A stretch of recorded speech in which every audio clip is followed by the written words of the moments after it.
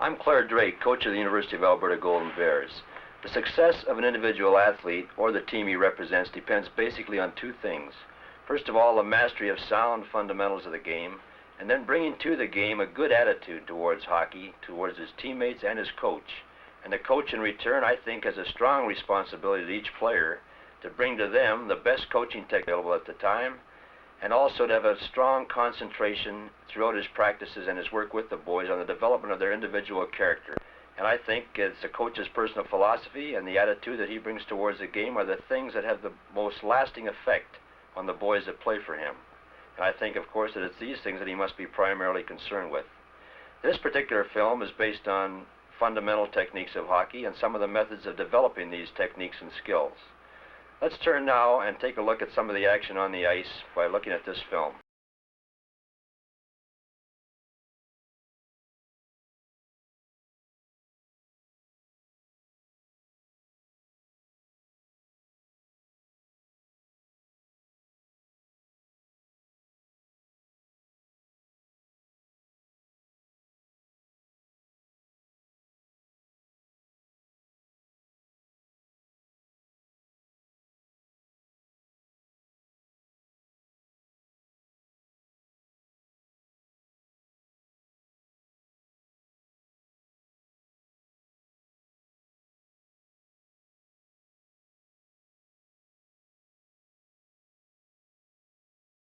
Skating, of course, is the most important single fundamental in hockey, and the warm-up prior to doing any strenuous skating is tremendously important, particularly as it affects the inner groin muscle of the leg. This is the muscle that is quite often pulled in hockey, and it is very important for the athlete to have it properly warmed up prior to a strenuous practice or a game.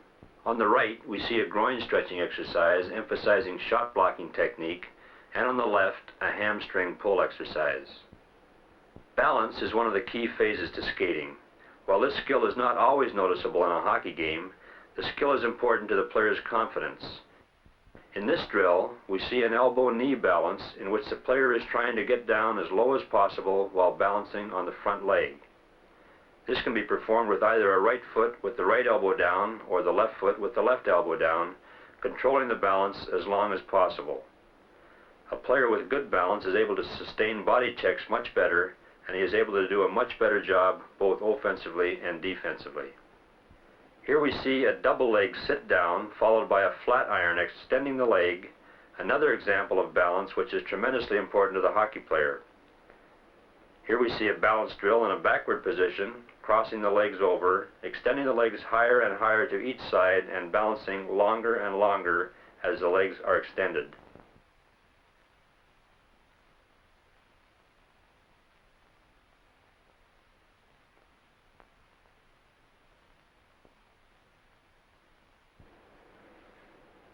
One of the next important skills in hockey is agility. Offensively, the player should have the agility to shift to the left or right while carrying the puck forward. Agility, as it relates to defensive positioning, involves moving quickly in every direction while checking your opponent. These drills are designed to develop agility in the players.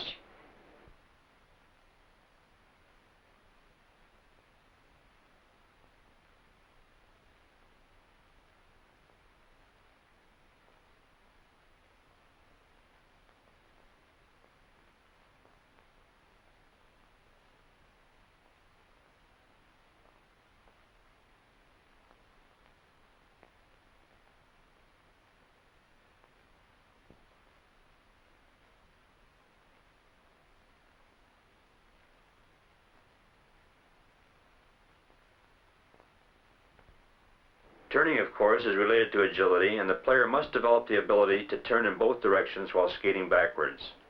Later, we will demonstrate the turning from the forward positions.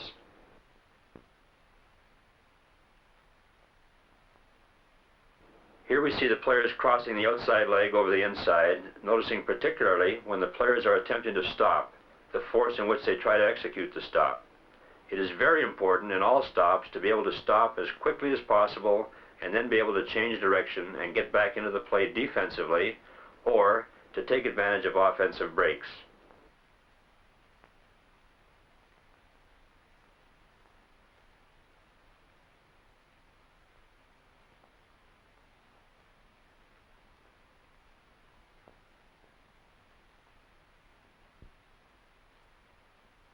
Here we see a player skating forwards and making a turn to a backward position. It is important, of course, for both forwards and defensemen to be able to execute a turn from forwards to backwards, both to the right and to the left. A cardinal rule for hockey players is that they always have to be attempting to face the play, so practicing both to the right and left enables them to do this. Here we see the same type of turn executed with a two-stride action, in which the player is taking 2 strides forward, then a little hop, turn, and 2 strides backwards. The idea of facing the opponent is tremendously important as far as the defensive aspect of hockey is concerned. Here we see the turning drill executed again at a high speed, striding forward, then turning, then striding backwards. This particular drill is excellent for all players. Stopping is illustrated here, a drive and thrust of the feet into the ice with the body leaning backwards. A player should attempt to stop as quickly as possible, and after he has stopped, he should regain his speed again as quickly as possible. Many players do not attempt to stop hard enough. It is a very difficult thing to stop quickly and must be practiced continuously. Here we see an example of a player stopping while skating backwards. This is a stem-type stop, utilizing both feet, turning them in quickly, and enabling the player to skate forwards again after he has made his stop. From the crossover backward skating, we see the 1-foot stop, both to the right and left. This enables a player to get off quickly as well.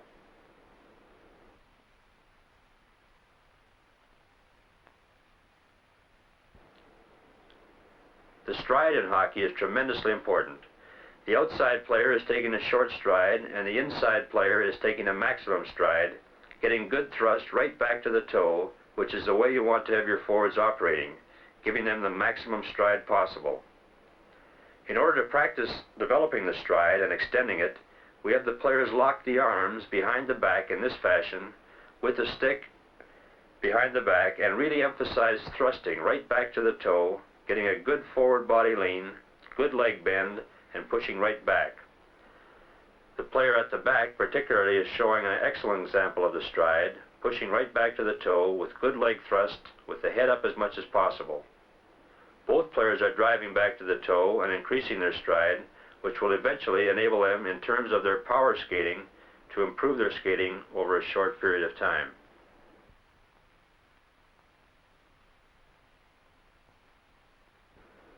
Backward skating and turning from the backwards position to the forward is very important.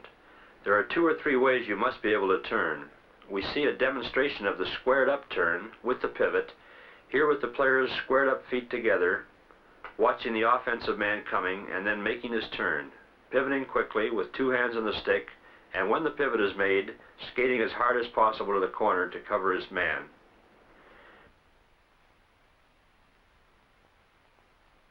Here we have the backward crossover skating, chopping to one side and then planting and going quickly to the other side for the turn to check the offensive man.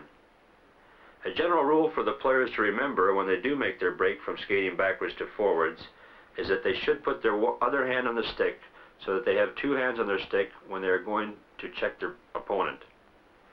Here we see another demonstration of the squared up skating, now chopping to one side to the right and then quickly breaking with the man in an attempt to check him. Here we see the 2 skating drills related.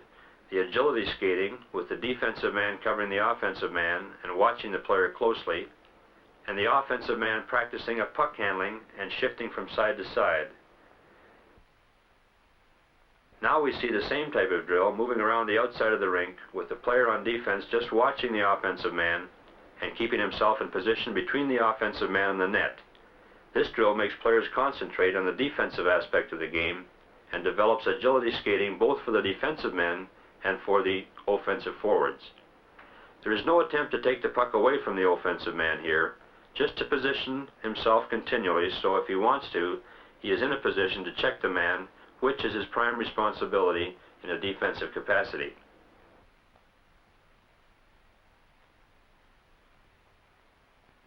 This is a further chop across agility drill in which the player positions himself far away and then breaks to the side in a defensive maneuver in order to check the man. Notice the players putting the other hand on the stick as they make their break.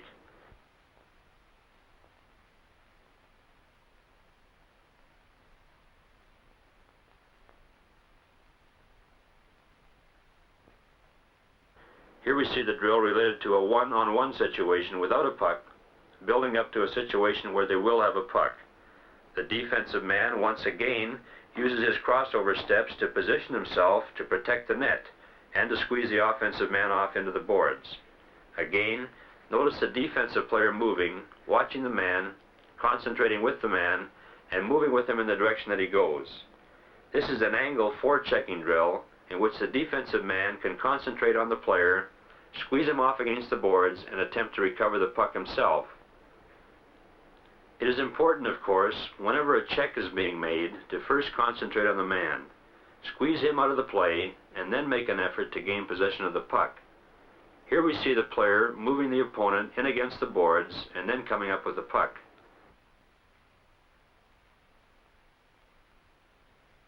At any time that the offensive player stops, it is necessary for the defensive player to face him, to stop with him, angle him off, and give him the least amount of ice room available. This makes the defensive part of the game much easier. It is important to concentrate on the man, and after the man has been checked, attempt to get the puck. We see an example of that demonstrated now.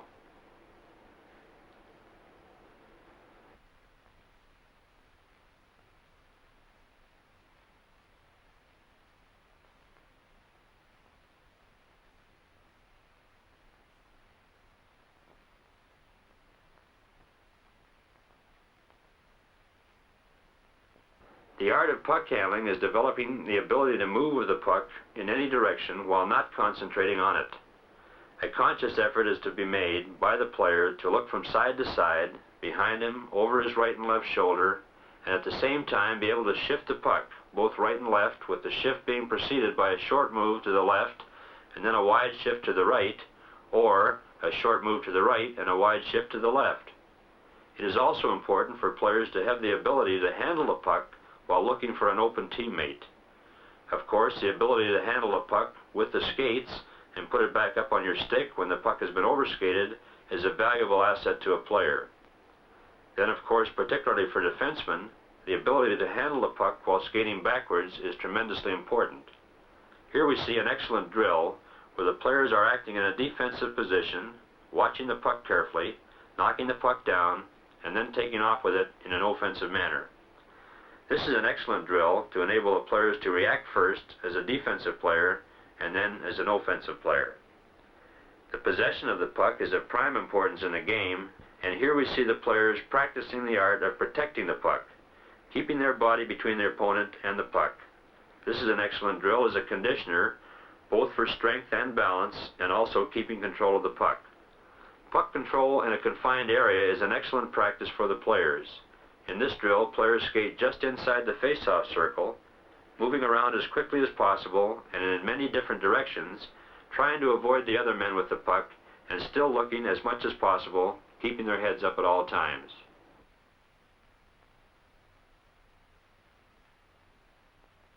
This skating stick handle drill is a very difficult one, and an excellent one for the players to practice. This is a drill which many European teams have used, and the players tend to skate at all times while going around the pylon markers. He is attempting to skate and not coast at any time.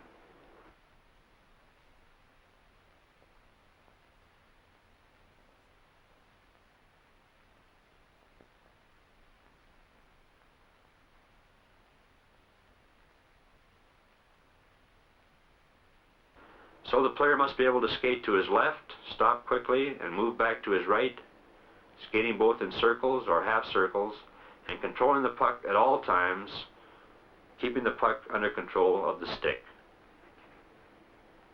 Of course, looking for a teammate ties right in with passing, and the ability to pick out a man on your team that is in the open. Here we see the players practicing in a stationary position first. This is best for youngsters to begin with. The players working on their backhands in a stationary manner, and then while skating slowly.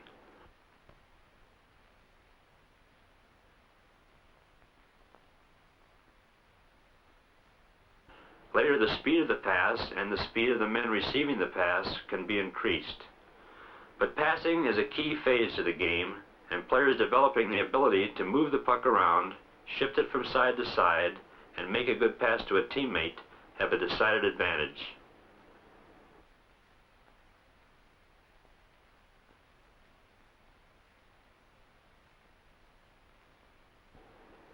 Here we see a flip pass being practiced, with the offensive man just flipping the puck very easily over the defensive player's stick.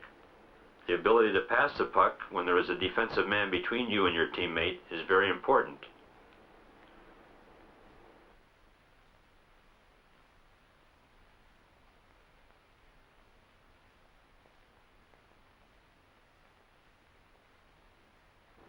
Occasionally, another pass that is used quite often is the drop pass. Here we see one method of practicing it.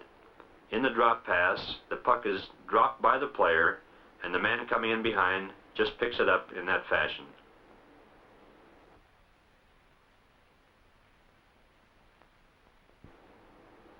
As we mentioned earlier, often the puck is passed into the skates. This drill illustrates the player's ability to handle the puck in their skates and bring the puck up onto their stick. By deliberately passing the puck into the skates, it gives a player an opportunity to practice a skill that may quite often happen in the game. The receiver in the passing game in hockey is probably as important as the man with the puck, if not more important. Here we see a pass and break drill in which the man who passes the puck attempts to break into an opening by moving quickly and trying to elude a defensive man that may be checking him.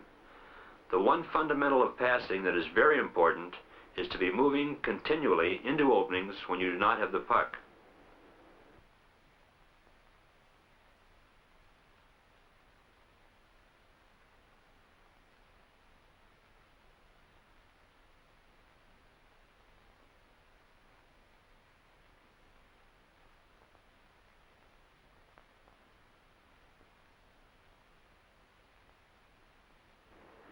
This particular 3-on-2 keep-away passing drill is one of the best drills that I've seen to emphasize all the important points of passing. It forces the offensive player to move into openings when they are open. It also enables them to pass the puck on their forehand, their backhand, or either forehand and backhand, using the foot pass or the fake pass one way, then passing the other. It is also an excellent drill for the defensive man who is to try to move themselves into positions to prevent the pass. Receiving the puck along the boards is very difficult, and one method of getting a puck that has been shot around the corner is to use a skate flush against the boards and attempt to deflect the puck up onto the player's stick. The puck coming around close to the boards, the player using his skate to deflect it onto his stick, and then breaking out into an offensive attacking maneuver. And of course, in passing, you have narrow passing and wide passing drills. Here we see a wide passing drill initiated by two defensemen in which they are practicing a pass that goes the width of the rink. Players breaking into the center, taking a shot, and then, as in all shooting drills, remaining for the rebound. In a 2-on-1 passing situation, it is up to the man with the puck to attempt to draw the defenseman, and if he does draw the defenseman, then his aim is to pass the puck diagonally back to the man that is trailing. This is an excellent forward breaking drill with the forward breaking in around the defenseman, attempting to cut him off. Here we see a shooting demonstration with the players emphasizing the push off the back leg, getting good body thrust, good body position on the puck, and getting as much force as possible behind the shot. Here we see the shot actually being made. A good follow-through with the stick and excellent body action. Without using the body, we go to wrist shooting, which the emphasis here is on the player's arms and wrists, with the puck being shot off either foot, with emphasis on the arm action and the snap of the wrist. Notice the roll of the wrist. In all shooting, of course, the follow-through of the blade of the stick will dictate the height of the shot, with the high follow-through emphasized for the high shot, and the low follow-through with the roll of the wrists for the low shot. When the puck is going to be flipped, it must be shot from the end of the blade of the stick in a scooping action. An excellent shot that is quite often neglected is the backhand, which emphasizes once again the shifting of the weight from the back foot to the front foot and a good hard pull of the puck with a good follow-through. The backhand shot is difficult for the goaltender to protect against because it's not as easy for him to determine where it is going. There is also a shift of the weight in the slap shot, as demonstrated here. The backswing should not be too high, and the eyes should remain on the target as long as possible. The difficulty with the slap shot, of course, is the fact that it lacks accuracy compared to some of the other shots.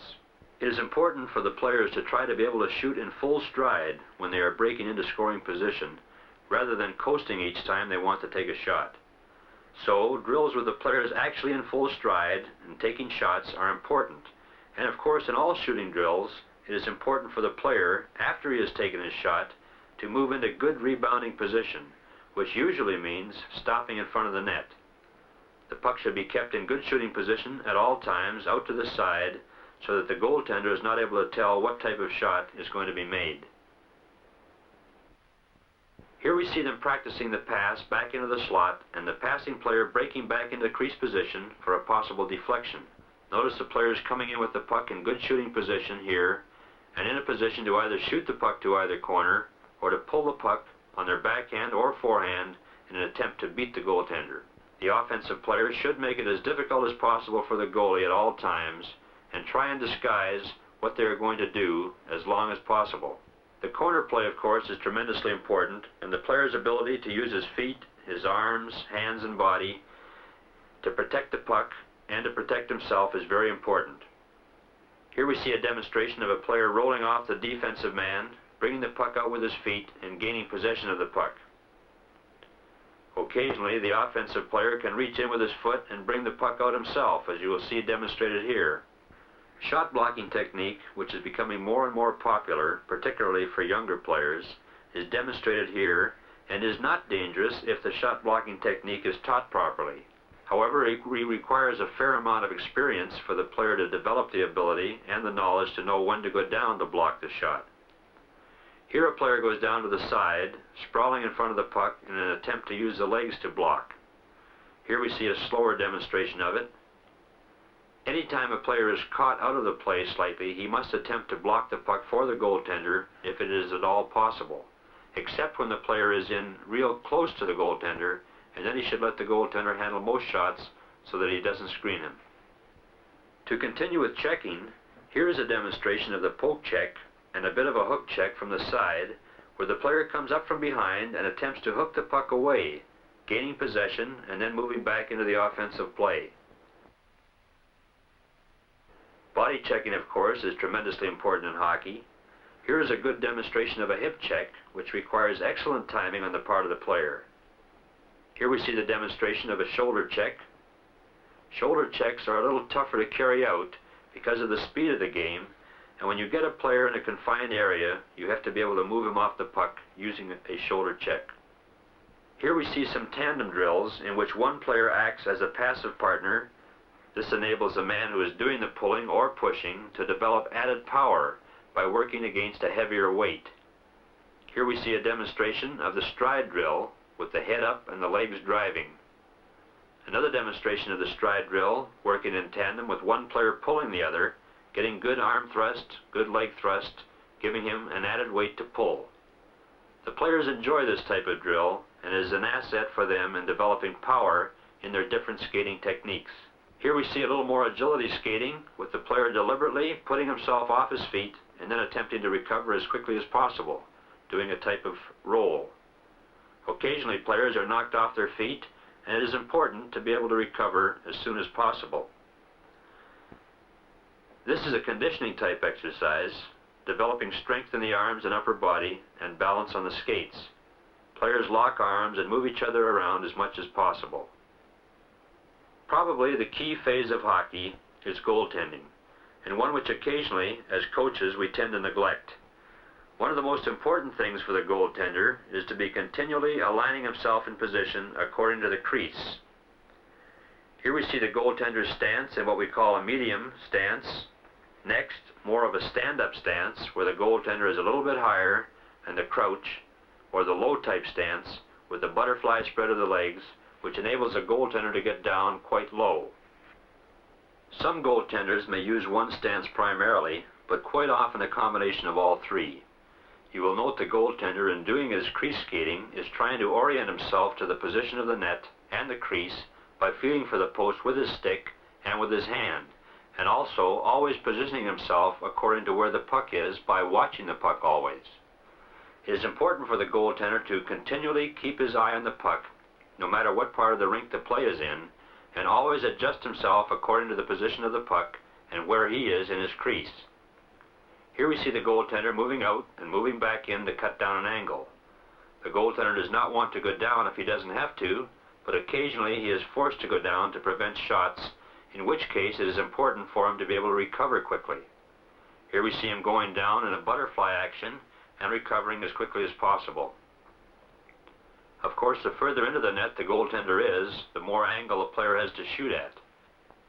Here we see the goaltender coming out, cutting down the angle, leaving very little net for the offensive player to shoot at. The goaltender is continually thinking about his angles and trying to give himself the best percentage he possibly can. The goaltender's catching glove should be held to the ready at the side. Some players follow the habit of letting it fall down, but it should be kept up there ready at all times. You see the goaltender here protecting the different areas of the net, the upper corners, the lower corners, both with his stick hand and his glove hand, and by sliding his stick or his pad to either side. The goaltender must be able to react quickly in an attempt to deflect pucks that come along the ice. Here we see a goaltender in his butterfly stance in an attempt to get low to see shots possibly that are screened from quite a distance out. The weakness in this particular stance is the high corners on either side. Goaltenders, of course, have a lot of pressure on them during the games and must work at many different skills to protect themselves. Here we see the goaltender doing a slide, glide, and recover. It is important to be able to get down quickly and get up extremely quickly at all times while trying to face the puck. Many times it is a good idea to have your goaltender work without a stick, concentrating on using his feet, covering low shots, and also, as we will demonstrate later on, working with his gloves only. The goaltender can do many things to deflect the puck away from the dangerous area in front of the net, and he has to be adept at moving across the crease and continually moving the puck away, as we see him here, stopping the puck with his stick, clearing the puck to each corner. It is also a good idea for the goaltender to be able to handle the stick in a passing fashion so that he is able to pass the puck up to a teammate who may be in the clear, thus initiating an offensive play from the goal mouth. Many goaltenders do not work on the use of their stick. Here we see illustrations of the goaltender using his stick in a poke-checking fashion, which many times enables a goaltender to keep the puck away from the crease area.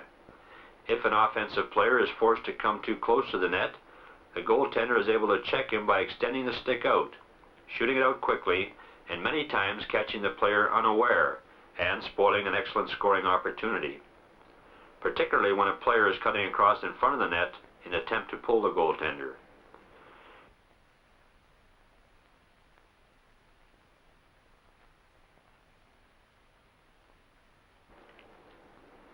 Here we see the goaltender without his stick, trying to emphasize using both the stick hand and catching hand against high shots.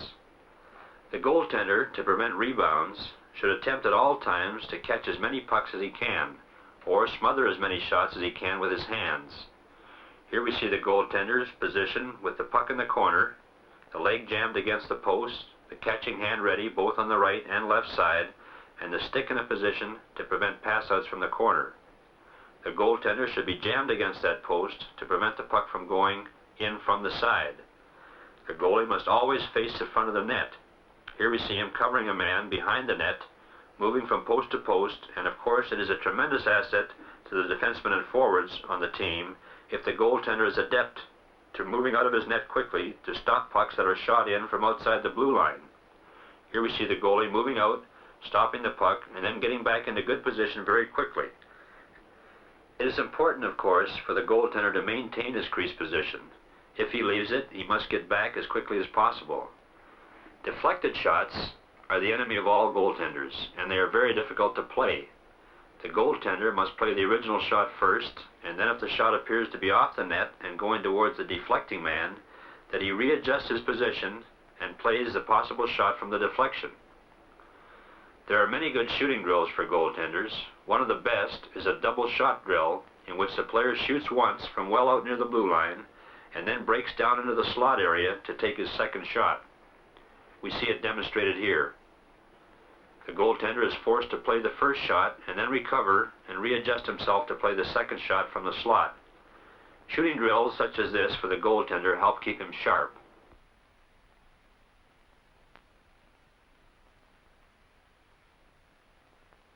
Here we see a goaltender moving out of his net in order to play a high, looping shot that may come from outside the blue line. The goaltender attempts to move out and get as close to the puck as possible. This cuts down the possibility of the puck bouncing past him. Here we see him in a low stance with players in front attempting to screen the puck, with the goaltender attempting to get as low as possible to get his eye on the puck. Although he should keep his eye on the puck at all times, screening men are very difficult to protect against. It is a myth that the goaltender can be a bad skater. Goaltenders today must be excellent skaters. It is a good idea for goalies to practice all the skating drills with the forwards and defensemen, all the balance drills, the agility drills, the power drills, and while they may not use many of these drills in their actual goaltending, it enables them to develop the confidence in the necessary skills that are required of them while they are playing goal. Here we see a demonstration of the goaltender working out on some of the various skating drills that we have demonstrated earlier.